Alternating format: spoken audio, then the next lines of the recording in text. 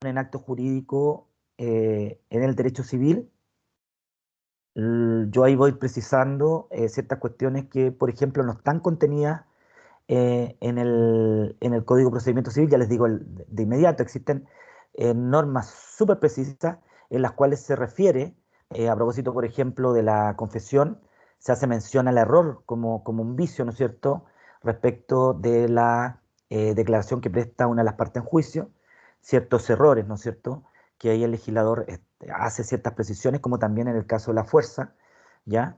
Que también es una cuestión bien aislada, y como también del dolo, porque solamente en una norma habla que en las medidas prejudiciales, si es que no se realizan algunas conductas por el futuro demandante, va a tender como su actuar como doloso, ¿ya? O como de mala fe.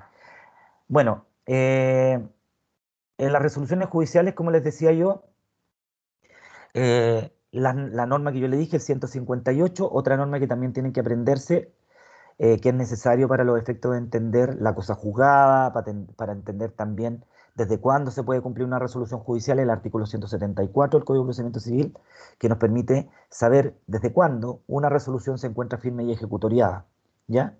Y que también eso se vincula con el derecho al recurso, o con la teoría, o como lo que acá se nos pide que nosotros pasemos como una introducción a la impugnación, ¿ya? El temario es súper largo, es mucho más largo que el anterior. Cada clase que no se pueda hacer, yo por último se las dejo grabadas, pero yo las voy a hacer de todas maneras, porque contamos con muy poco tiempo. No sé si me pueden, alguien me puede recordar cuándo terminan las clases. Alguien que tenga mano, que yo no lo tengo a mano. ¿Cuándo terminan las clases en este semestre? ¿Qué día?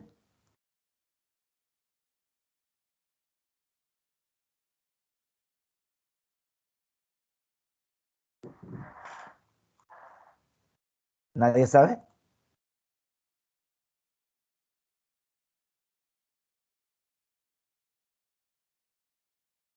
Parece que no.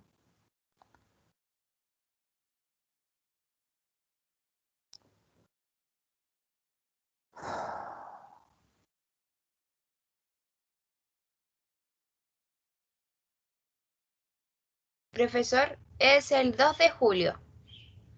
Se supone que Julio, termina el primer semestre según la efeméride de la Universidad de Antofagasta, que está en el sitio web. 2 de julio, 2 de julio con 3 semanas. Tienen 3 semanas, ¿no es cierto?, de estas de descanso que les da la universidad. ¿O dos? Sí, 3 semanas. son 3. Entonces tenemos eh, abril, mayo, junio. Son 3 meses. 2 meses y medio, porque con 3 semanas menos es algo difícil. Pero bueno, sigamos con la... entonces, desde ese punto de vista, cuando analicemos resoluciones judiciales, vamos a analizar la sentencia, cuáles son sus elementos, cuáles son los efectos. eh, vamos a tener que ir unificando ciertas cuestiones. ¿Qué es lo que se tiene que ver aparte? Toda la teoría o la introducción a la impugnación, la ejecución también, las modalidades de la ejecución en el Código de Procedimiento Civil. eh, y ahí tenemos que analizar necesariamente la norma de cumplimiento incidental, y también precisar cuándo opera el juicio ejecutivo, el libro tercero del Código de Procedimiento Civil. Y en la resolución alternativa de conflicto, no se asusten, porque, bueno, hay que tocar la conciliación, que está reglamentada en el artículo 262 del Código de Procedimiento Civil. La tenemos que volver a tocar dentro del juicio ordinario de mayor cuantía, y probablemente solamente hagamos cuestión a la mediación, que actualmente está como un trámite obligatorio previo, ¿no es cierto?, en ciertas materias que son propias de la jurisdicción de familia, sin perjuicio que igualmente existen otras instancias en las cuales la mediación eh, también tiene plena eficacia. Bueno, también tenemos que ver el tema de la prueba. Ahí vamos a analizar genéricamente, porque eso lo tenemos que analizar también profundamente cuando veamos el juicio ordinario de mayor cuantía, pero desde ese punto de vista vamos a ver los sistemas probatorios, la sana crítica, la prueba legal o tasada, la prueba en conciencia, y cómo se valora en uno y otro caso. Vamos a enunciarlo, los medios de prueba.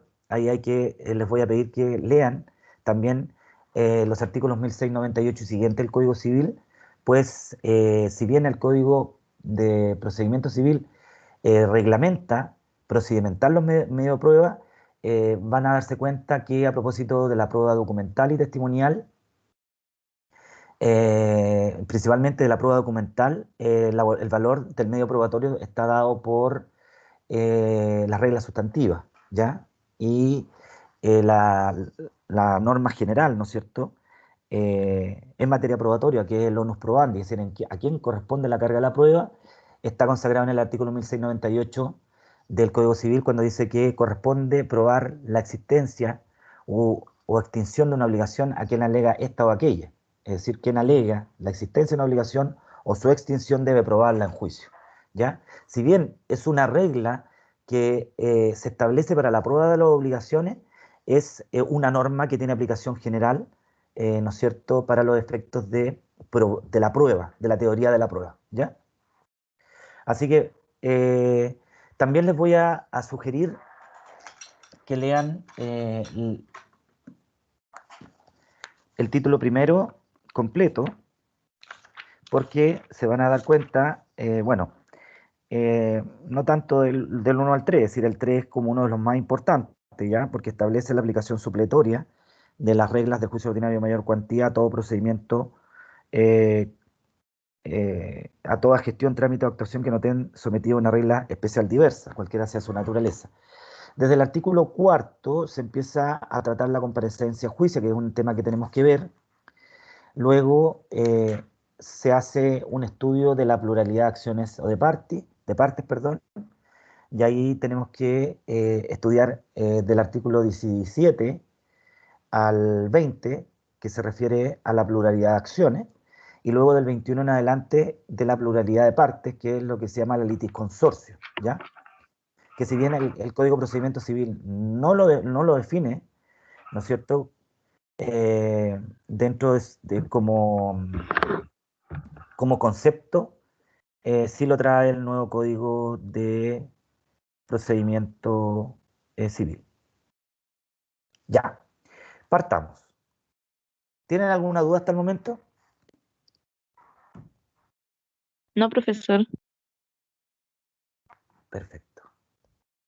Bueno, como yo les decía, tenemos que analizar, no obstante lo que diga el programa, el proceso, ¿no es cierto? ¿Qué es lo que es el proceso?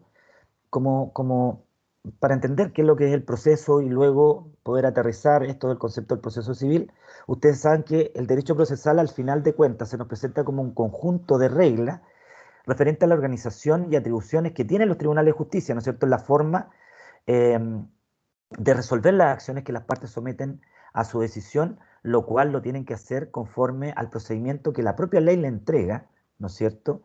Y el órgano jurisdiccional, en definitiva, lo que hace, a través de distintos actos que tienen el carácter jurisdiccional, busca o tiende a cumplir la finalidad última de cualquier proceso, que es la resolución de un conflicto de interés y relevancia jurídica, sea en materia penal, en materia familiar, en materia civil, etc.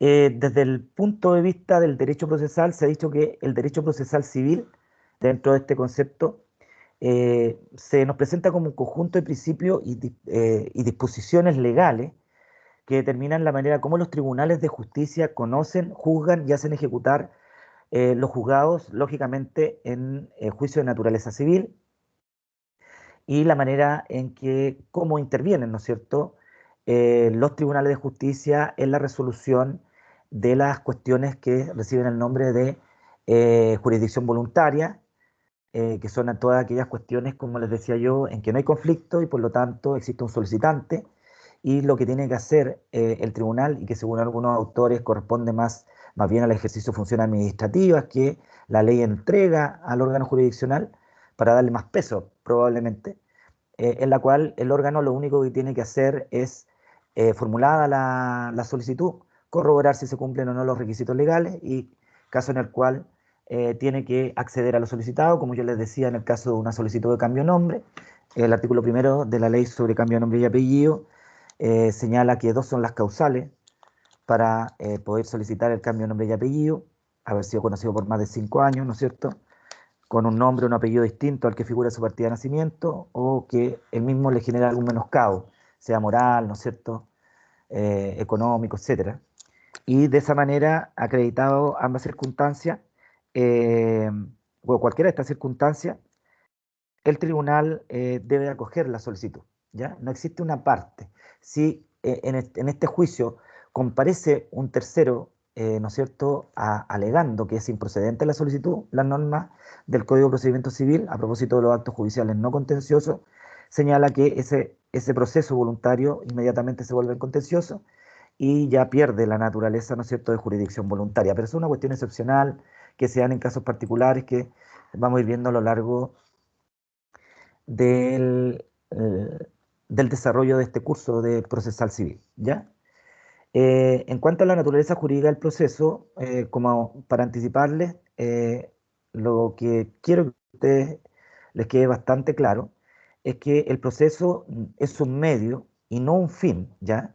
Porque, ¿por qué es un medio? Porque va encaminado, como ya lo he dicho, encaminado precisamente a la resolución del conflicto sometido a la decisión del tribunal. Y dentro del desarrollo de este proceso, ustedes saben que existen diversas etapas para cumplir, ¿no es cierto? Está la etapa de conocimiento, la etapa de decisión, la de fallo, ¿no es cierto? Y luego eventualmente la de ejecución de la decisión jurisdiccional. Yo no sé si lo vimos o no, pero ilustrativo de esto es un poco el concepto que se da por Juan Colombo respecto del concepto de jurisdicción, cuando dice que es el poder deber que tienen los tribunales de justicia para conocer y resolver por medio del proceso, que es súper importante, ¿no es cierto? Porque conforme a las normas constitucionales, la jurisdicción, ¿no es cierto?, que es la facultad que se le entregan a los tribunales de justicia, se nos presenta como un poder, ¿no es cierto? Porque claro, llegan las partes, ejercen la acción y una de las particularidades del proceso es que la decisión final debe ser cumplida. Y si no se cumple, existen mecanismos para poderlo hacerlo cumplir, ¿ya? Es un deber, ¿no es cierto? ¿Por qué? Porque los tribunales de justicia se encuentran impedidos eh, de no resolver el asunto sometido a su decisión en virtud del principio de la inexcusabilidad, que está contemplado en el artículo 76 de la Constitución Política, reiterado en el artículo 10, inciso segundo del Código Orgánico de Tribunales. Entonces, desde ese punto de vista, van a ir, y de este concepto de jurisdicción, como les decía yo, se van a ir dando cuenta que el proceso se vincula con el ejercicio de la función jurisdiccional, se vincula con el proceso mismo, es decir, el proceso se vincula con el ejercicio de la función jurisdiccional, se vincula con el ejercicio de la acción, se vincula con la cosa juzgada, ¿no es cierto? Porque a través del proceso lo que se busca es la resolución del conflicto de interés de relevancia jurídica de una manera definitiva, certera, ¿no es cierto? ¿Y cómo se logra eso? A través de la resolución de término, que es la sentencia definitiva, y cuando esa sentencia que establece una obligación, ¿no es cierto?, que debe ser cumplida por el vencido, puede exigirse su cumplimiento, ¿ya? ¿Cuándo se puede exigir su cumplimiento? Como lo hemos visto o lo vimos en el curso pasado, desde que la misma adquiere el carácter de firme y ejecutoriada. Por eso, insisto, el aprenderse y entender a cabalidad el artículo 74 es de vital importancia, ¿ya?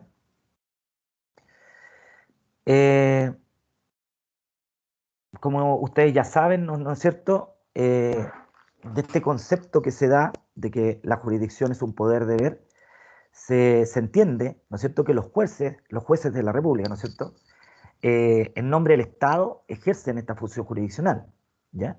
Y la forma como hacen efectiva esta función, que es propia del Estado, porque está el Poder Ejecutivo, Legislativo, Judicial, y al final de cuentas, como había un audio de un juez que pidió respeto porque él era una autoridad y ejercía parte de la soberanía porque así se había sido delegado, y eso es correcto, ¿sí?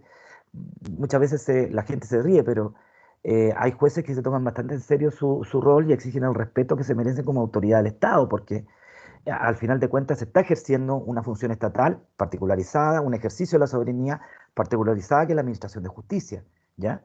Es decir, el ejercicio de la función jurisdiccional. ¿Y cómo hace efectivo el juez, ¿no es cierto?, el ejercicio de la función jurisdiccional mediante actos jurisdiccionales. ¿Y dónde se materializan esos actos jurisdiccionales? Dentro del proceso. ¿Y cuál es el más importante de eso? Yo creo que ustedes ya pueden responder: la sentencia definitiva. ¿Por qué? Porque a través de ella, que es una resolución judicial, se pone fin a la instancia resolviéndose definitivamente el asunto litigioso, es decir, este conflicto de intereses de relevancia jurídica, ¿no es cierto?, que las partes sometieron a la decisión de este tercero imparcial llamado juez, se resuelve a través de esa resolución judicial de término llamada sentencia definitiva. De esto que fluye además, que los jueces no fallamos en abstracto, ¿no? Es decir, no vamos a fallar un problema teórico, sino lo que nosotros resolvemos es precisamente un conflicto intersubjetivo de intereses, como yo les indiqué, pero no cualquier conflicto intersubjetivo de intereses, sino que uno que tenga relevancia jurídica. Porque, por ejemplo, yo puedo ser evangélico y Pedro puede ser católico. Y podemos tener un conflicto intersubjetivo de intereses. ¿La Virgen es virgen o no es virgen? ¿Debe ser adorada como Dios o es solamente la mamá de Jesús? Es una persona más. ¿Ya? Eso puede ser un conflicto religioso. Pero cuando yo alego que soy dueño de una cosa y otro la desconoce, y el ordenamiento jurídico dice que en ese caso el dueño, ¿no es cierto?, de un bien, o quien dice ser dueño, quiere recuperar la posesión de ese bien, puede ejercer una acción que le permite obtener la posesión material de ese bien. Estoy hablando en términos muy generales porque todavía ustedes no ven, no sé si están en derecho real, si vieron acción reivindicatoria, porque ese es como un ejemplo, porque la acción reivindicatoria es la acción real, ¿no es cierto?, que tiene el dueño no poseedor en contra del poseedor no dueño, ¿ya? Entonces, en ese caso que yo les dije, en el último caso que les indiqué, hay un conflicto de intereses que el mismo ordenamiento jurídico le da relevancia jurídica, es decir, le da debida protección, para lo cual entrega una acción a quien se dice titular de un derecho que está siendo desconocido, para que a través de el ejercicio de esa acción inicie un proceso con la finalidad que el juez, ¿no es cierto?, a través de las normas de procedimiento y a través de ciertas etapas, resuelva el mismo determinando si es dueño o no. Y lógicamente si existe otro que dice ser dueño, que tiene una inscripción, ordenando, ¿no es cierto?, la restitución al demandado del bien del cual que está poseyendo y no es dueño, y en caso de tener una inscripción posterior, ordenar al conservador de bienes raíces practique la cancelación respectiva. En definitiva, el juez, como les decía yo, no falla en abstracto, sino que lo que hace es dar solución al conflicto, a este conflicto que acabamos de indicar, de manera definitiva. Y este conflicto son las partes las que la llevan al proceso, ¿no es cierto? Vamos a ver que en la etapa de conocimiento, eso lo tienen que haber visto en las etapas, ¿no es cierto?, los momentos jurisdiccionales, cuando se forma, ¿no es cierto?, el proceso, ¿ya? Y esto lo vamos a volver a tocar cuando analicemos eh, las teorías del proceso y cuando se traba la relación jurídico-procesal. Y también lo vamos a volver a tocar a propósito de los presupuestos procesales. Pero en definitiva, en un procedimiento siempre, el conflicto lo vierten las partes al proceso mediante sus escritos. El actor, su versión de los hechos en la demanda, el demandado, su versión de los hechos en la contestación de la demanda. Eso en términos genéricos, ya que hay procedimientos que tienen otro escrito, pero en términos muy generales en materia civil existe la demanda y la contestación, con las particularidades que pueden tener otros procedimientos, pero no lo vamos a ver en su momento. Pero a través de esos dos actos jurídicos procesales solemnes, uno, la contestación que debe cumplir, que la demanda que debe cumplir con los requisitos del 254, y la contestación de la demanda que debe cumplir con los requisitos del artículo 309, el juez, ¿no es cierto?, va a tener circunscrito el conflicto que se somete a su decisión. Y conforme al artículo 160 del Código de Procedimiento Civil, solo respecto de ello se puede pronunciar. porque en caso que el juez se pronuncie sobre cuestiones no sometidas a su decisión o se extralimita en aquello que han solicitado las partes, su sentencia va a ser susceptible de casación en la forma por el vicio de ultra o extra petita, ¿ya? Y en este escenario, desde el punto de vista del proceso, desde ya quiero recalcarles que el juez se presenta como un tercero imparcial, ¿no es cierto?, que es llamado a dirimir este conflicto, que tiene que examinar y resolver toda la problemática, ¿no es cierto?, que las partes han sometido a su conocimiento y decisión. La forma como este tercero, llamado juez, conoce, resuelve y hace juzgar lo juzgado está dado por el procedimiento mismo que tiene que estar previamente establecido en la ley y sus actos de decisión, ¿no es cierto?, las distintas resoluciones judiciales se materializan en el proceso, ¿ya? Ya cuando analizamos la garantía del debido proceso, ¿no es cierto?, es necesario, ¿no es cierto?, que antes de iniciarse el proceso tiene que haber una ley que con anterioridad haya establecido un procedimiento, ¿no es cierto? Entonces el juez tiene que seguir ese procedimiento, la ritualidad que establece ese procedimiento y conforme a las distintas etapas que el mismo establece, debe ir en relación a la solicitud de las partes, ir dictando actos de decisión que los materializan en este proceso y que lo que hacen es hacer avanzar el mismo con la finalidad precisa de resolverlo el mismo a través de una sentencia definitiva. ¿Tiene alguna pregunta? Ya, vamos a terminar dos cositas y vamos a hacer el break.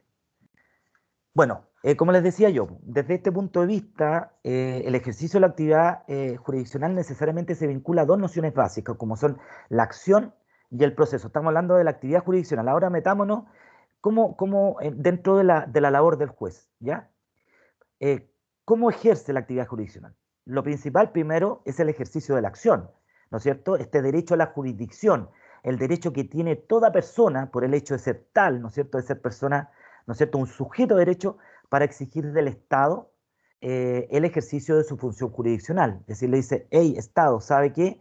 La ley me reconoce una acción, la estoy ejerciendo, va contenida en mi demanda y quiero que usted dirima esto que yo creo que requiere de una resolución suya, en términos muy simples, ¿ya?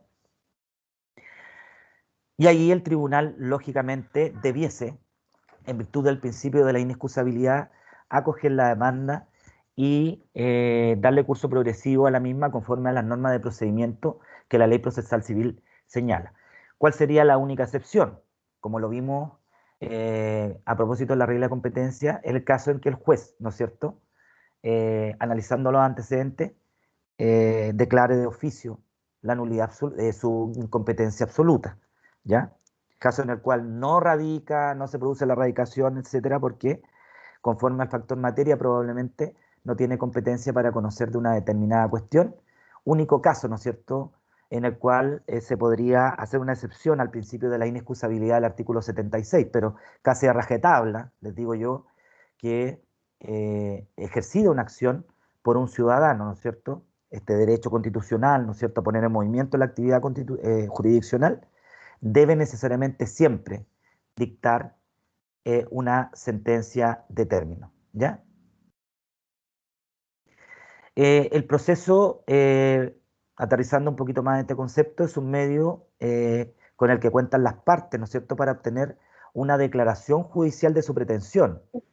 Disculpe, ¿puedo Dígame, hacer una consulta? dígame.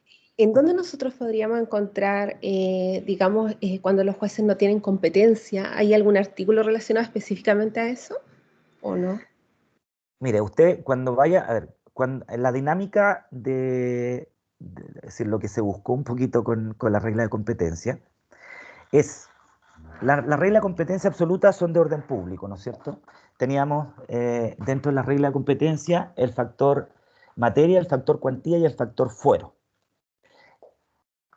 La regla general es que hoy por hoy la materia es la que determina la competencia absoluta. Excepcionalmente se aplican las normas del fuero, pero tienen aplicación y la cuantía, como les decía yo, tiene importancia hoy por hoy, no para la determinación, no como elemento de la competencia absoluta, sino que para los efectos de determinar el procedimiento aplicable, si es susceptible o no de recurso de apelación, si los jueces conocen en primera o única instancia, etc. Y la regla general es que las reglas de competencia absoluta estén contenidas en el Código Orgánico de Tribunales. Respecto de los tribunales que forman parte del Poder Judicial, pero que tienen el carácter de especiales, sus propias leyes así lo señalan, ¿ya? Entonces, respecto de los tribunales, del Tribunal Ordinario de Justicia, la regla de competencia está en el Código Orgánico de Tribunales, las vimos, ¿ya? Las reglas sobre la materia en cuanto a materia penal, a materia civil. Respecto de las cuestiones de familia, está en el artículo 8 de la ley que crea los tribunales de familia. Respecto de las cuestiones laborales, está el 420 del Código del Trabajo. En la ley de procedimiento policial local están las materias propias, ¿ya? Todo aquello que no tenga una tramitación y cuando la ley diga que tiene que ser conocido por un juez de letra es materia civil. En resumen, todo aquello que no es penal es civil, salvo aquello que por ley le corresponda a una judicatura especializada. De esa manera se determina la competencia. Por eso los tribunales civiles somos como el bolsillo de payaso. Cae todo lo que no tenga que ver o que según ley no tenga un tribunal específico que conocer. El recurso de protección, si no señalase que debe ser conocido por una corte de apelaciones, probablemente lo tuviéramos que conocer nosotros. Si usted ve la competencia de los tribunales civiles, nosotros vemos ley de pesca, código de minería, código de comercio, ley de copropiedad inmobiliaria, en aquellos aspectos eh, eh, que no están reglamentados o que no son propios de la competencia de los juzgados de policía local, ley de protección al consumidor cuando son las acciones comunitarias de varios consumidores, salvo que el consumidor, ¿no es cierto?, demande a una empresa de manera individual, caso en el cual conoce el juzgado de policía local, pero todo aquello que no sea conocido en materia penal, ¿no es cierto?, es civil. Y dentro de lo civil tendríamos que excluir aquello que según ley es propio de la competencia de familia, propio de la competencia del trabajo, propio de la competencia de los tribunales ambientales, propio de la competencia de los tribunales tributarios, propio de la competencia de los tribunales de policía local. Antiguamente, cuando no habían tribunales tributarios, ¿quiénes conocían? Los tribunales civiles. ¿Me entiende? Pero como en el ejercicio de la labor jurisdiccional, el legislador, ¿qué ha hecho? Para obtener una mejor resolución, ¿no es cierto?, de los conflictos, no podemos tener un juez pretender que el juez se la sepa toda, ¿no es cierto? Tenemos que especializar su conocimiento, especificarlo. Entonces, por eso, lo que optó el legislador para dar una justicia más adecuada al justiciable, ¿no es cierto?, más, no más informada, porque todos los jueces podemos de alguna u otra manera, pero con conocimientos más técnicos y específicos, es establecer tipos de jurisdicciones especiales o específicas, ¿ya? ¿Le quedó claro eso, no? Sí, profesor, muchas gracias. Ya. Estamos en la hora, volvemos a las 4, ¿ya?